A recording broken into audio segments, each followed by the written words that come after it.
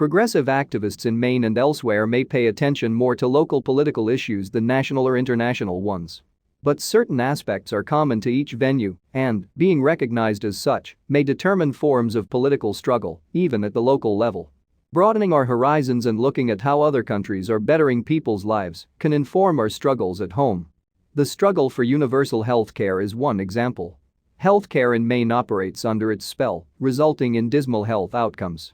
The most recent 5-year average annual infant mortality rate, IMR, for the 3 counties with the least favorable rates was 7.9 infant deaths.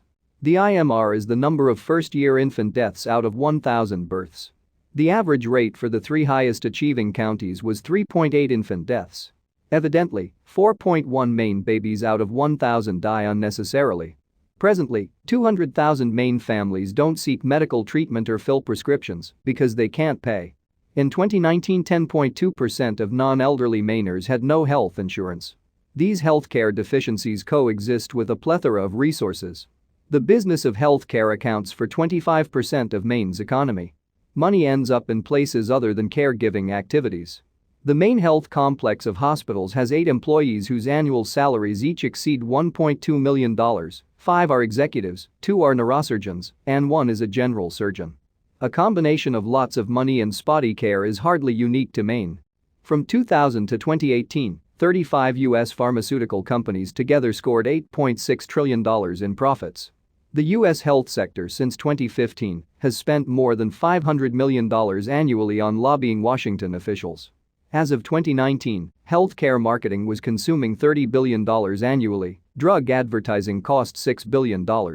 For fairness and for health, in Maine and beyond, the commercialized version of healthcare has to go.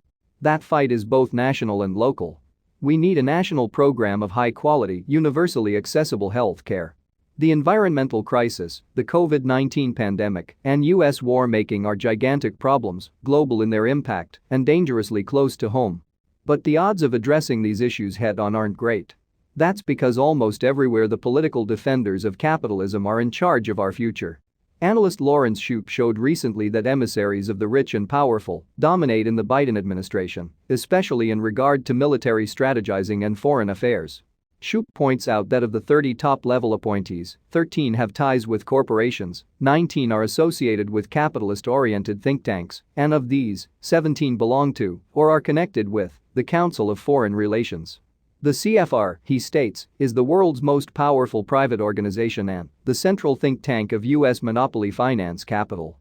And so, 25 members of Biden's team of 30 have a close connection to the billionaire plutocratic class. This is grim news. The United States threatens war against Russia and China.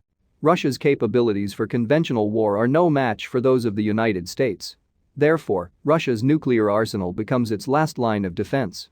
China and the United States are roughly equal in their economic, political, and military resources, and, again, nuclear capabilities could be decisive. These deciders see advantages to fueling a war machine.